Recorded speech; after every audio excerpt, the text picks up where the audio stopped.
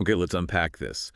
Have you ever had one of those times where just everything seems to go wrong? Like unbelievably bad luck. Or maybe the complete opposite, where things just sort of fall into place almost, well, effortlessly. Exactly. And what if those patterns weren't really random?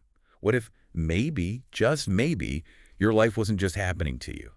But somehow happening through you. Yeah, that fundamental shift in perspective, that's really the core idea we're diving into today. It is. We're looking at the principles in Andrew Matthews' book, How Life Works. And it's not some, dense academic thing. It uses stories, really simple language, illustrations even. To make some pretty profound ideas feel, well, incredibly accessible. Right. And our mission here is basically to pull out the most surprising and useful bits from this source. Kind of a shortcut, really, Yeah. getting you straight to the insights that might genuinely change how you look at your day-to-day experience. So let's jump right in. The central argument, the big idea in the book, is that life is constantly reflecting back to us our internal state. Specifically how we feel. It suggests it's not mainly about what's happening outside, but what's going on inside. The idea is our thoughts, they spark feelings, Right. and it's those feelings that are the powerful force, shaping our reality, attracting experiences to us. You even kind of see this hinted at on the book's cover, right? Yeah. There's that person jumping, looking super happy, Yeah, joyful. surrounded by these little icons. A heart, a flower, sun, fish, money, basic life stuff. And the implication is clear. That feeling, that joy, is somehow linked to attracting or experiencing these good things. The book really drives this home with some stark contrasts, like the story of Trent. Oh, Trent, yeah, his story, Yeah. it really sounds like he was just cursed, doesn't it? Totally. Hits a cow, rolls his car, Yeah. and gets this awful infection from just a tiny cut, And just as he's getting better, bang, another car crash. and then loses all his savings. It's just relentless. It's a cascade, yeah. And your first thought is, wow, that guy has the worst luck. But the book asks you to pause, you know? To consider if maybe there's something deeper connecting it all. Exactly. Now contrast that with Jane and her dating life. Right. She was trying so hard, actively, almost desperately looking for someone. Dating apps, blind dates. Putting in all this effort, feeling frustrated, and just getting nowhere. Until she just stopped. Yeah. Kind of surrendered, right? Yeah. Decided to focus on her own happiness. Got a dog, went back to studying, enjoyed time with friends. She completely dropped the goal. And that's when it shifted. Suddenly, like, effortlessly, interesting guys started appearing. A neighbor, an old friend, her landlord's brother. The relationships just showed up when she stopped chasing and started, well, enjoying her life. So you've got Trent, who seems to be attracting disaster after disaster. And Jane, attracting relationships once her focus and her feeling state changed. The book says this isn't just chance. It points to the subconscious mind. Yeah, many of us have heard about the subconscious. This book describes it as like a giant recorder. Running these programs below our conscious awareness. A bit like typing, you don't think about each key after a while. Right. And these subconscious programs, they're built from all our past thoughts and feelings accumulated over time. And they're presented as the force that's influencing what we attract, even when we don't consciously realize it. The author even shares his own story, wanting that specific red BMW 320i. Right, back when he could barely afford his old car. He cut out a picture, put it on his wall, maybe visualized it sometimes, got the feeling of having it, But wasn't, like, actively chasing it down. and then out of the blue, a friend, who didn't even know about this, mentions a red 320i for sale. Exactly, the model, right price, within reach, just appeared. And the book's argument is, that wasn't just luck, that was the subconscious program responding. And this principle, it argues, isn't just forgetting stuff. It explains recurring patterns in life. Both good and bad patterns, yeah. Like why someone keeps ending up in the same kind of difficult relationship. Or why some people seem to be forever getting ripped off, as the book puts it. It even brings up lottery winners. Yeah. Cites that statistic, what is it, 7 out of 10 lose their winnings. Yeah, and mentions Bud Post losing $16 million in a year. The book's take is, if your subconscious isn't wired for having that money. You'll find ways to lose it. Subconsciously create those situations. And conversely, you see people who just seem to navigate challenges so easily, they always land on their feet. Ted, in the book.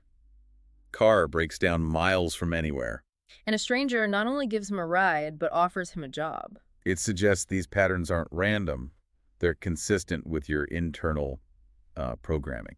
Okay, so if the subconscious is the recorder, let's talk about what it's recording, because the book makes a really crucial distinction here. Yeah, this was a big one for me. It's not just the thoughts you have. Right, it's the feelings those thoughts generate. The feelings are the real engine here, according to this source. That's what drives the creation and attraction. Think about that illustration again, the thought bubble with the car, the house, the boat. That's the thought. But the book asks, what's the feeling that goes with it? Is it excitement, anticipation? Or is it anxiety, doubt, that feeling of, I don't have this? Exactly. And that leads right into the lack trap. Which I found super helpful. It explains why just thinking I want X often doesn't work if the feeling underneath is negative. The analogy they use is waiting for pizza. It's so vivid. Yeah.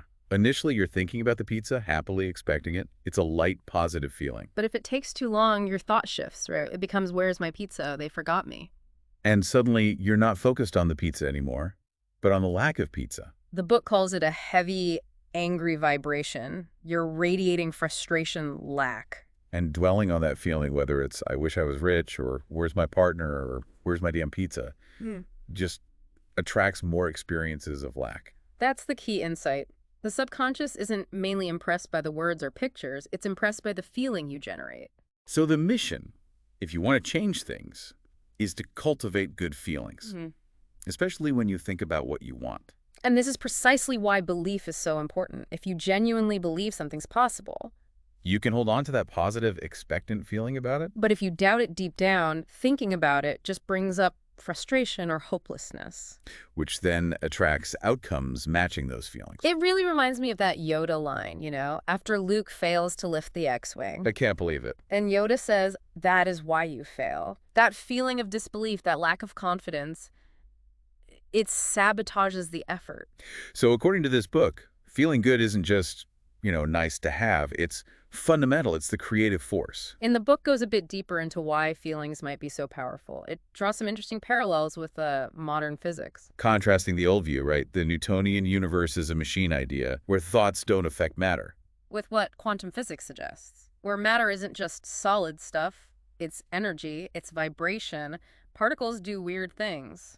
Appearing, disappearing, being connected across huge distances. Yeah, that concept of entanglement, where linked particles stay connected instantly no matter how far apart. Spooky action at a distance. Right. And the book uses this to suggest that maybe, just maybe, everything is fundamentally connected, including our thoughts and feelings. And if, like Professor Stephen Hawking said, solid stuff, the whole universe, can basically materialize from nothing. Then the idea that reality is fundamentally energy and vibration and maybe influenced by consciousness or feeling, well, it starts to sound a little less outlandish within that framework. Bringing it back down to earth, or, well, back to us, the book connects this energy view to our physical health. Saying negative thoughts and feelings aren't just unpleasant moods. They're described as actually toxic. Potentially impacting our health, yeah. The placebo effect gets highlighted here as really strong evidence. Totally.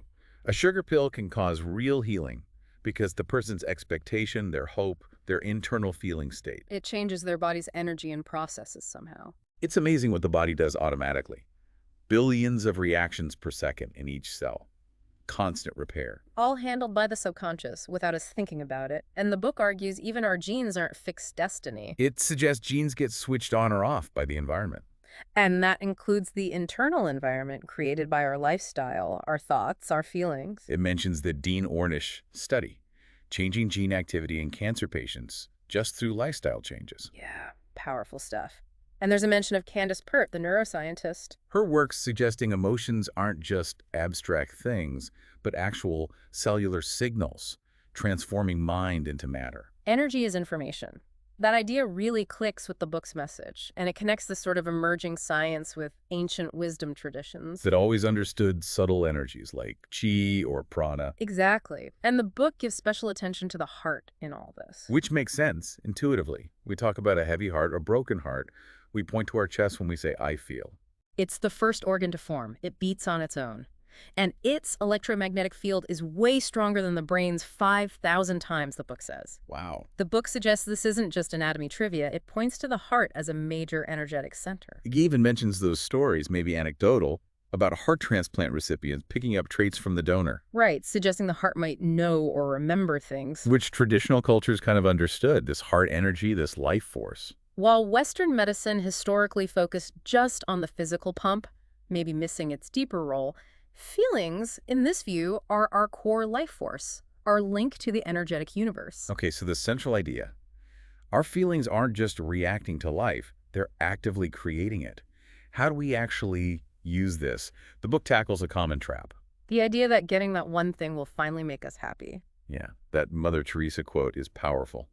More tears are shed over answered prayers than unanswered ones. You've all been there, right? Mm. Chase something, finally get it, and the happiness is fleeting, or not what we expected.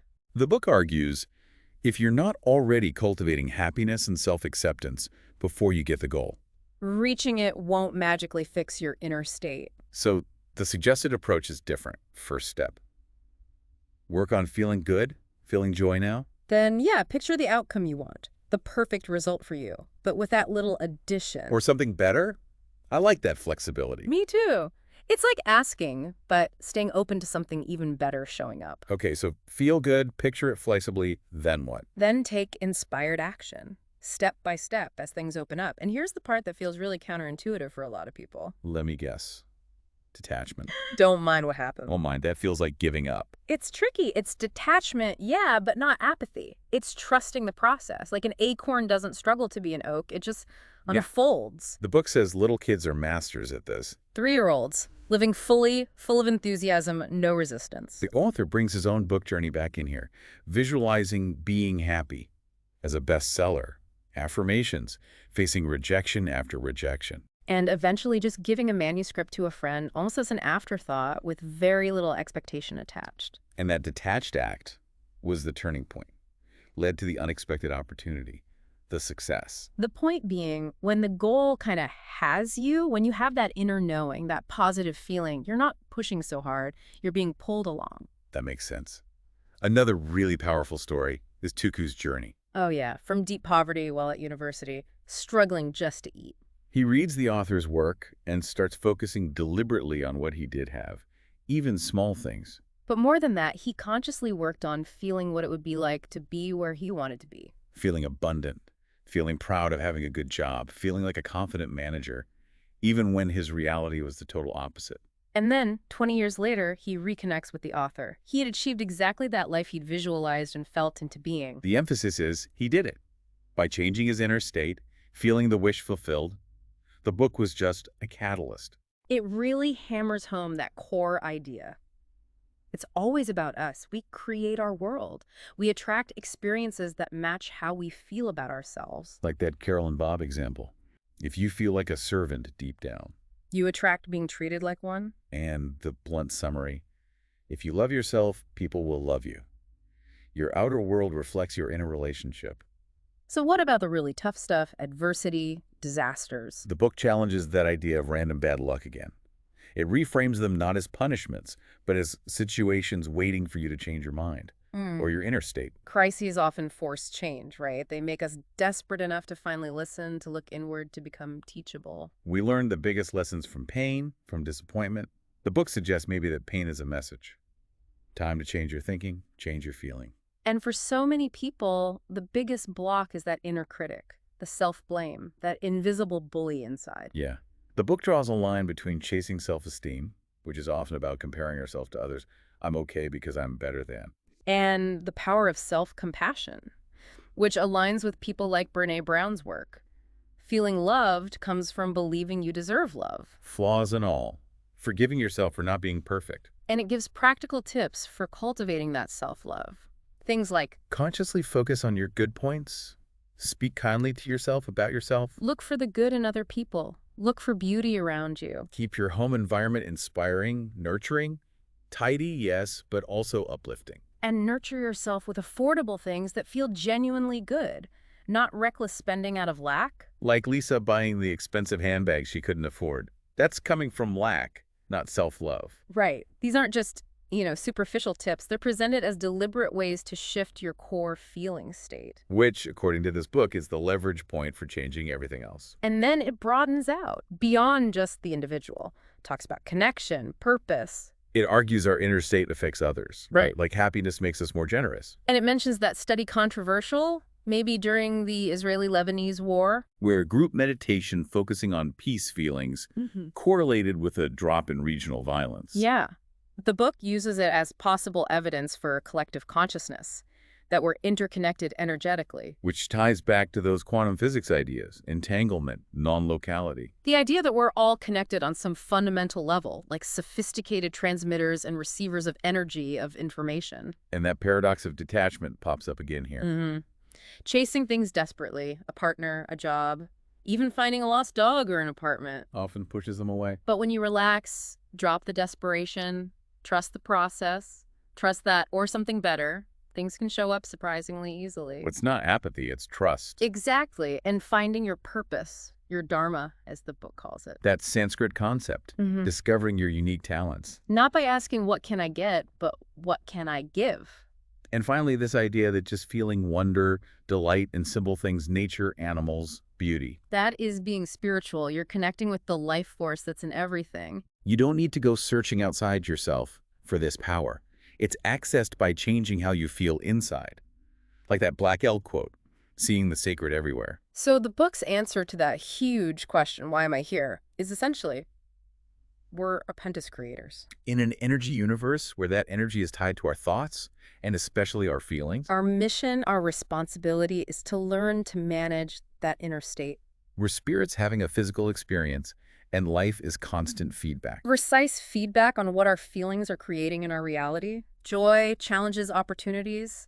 It's all feedback. So wrapping up this deep dive then, the sources we've looked at, particularly how life works, really strongly suggests that your feelings, they aren't just along for the ride. No, they're actively driving the ship, shaping your experiences, attracting your It's outcomes. a huge shift, isn't it? Moving from feeling like maybe a victim of circumstances To recognizing you have this incredible power, even if it's often unconscious.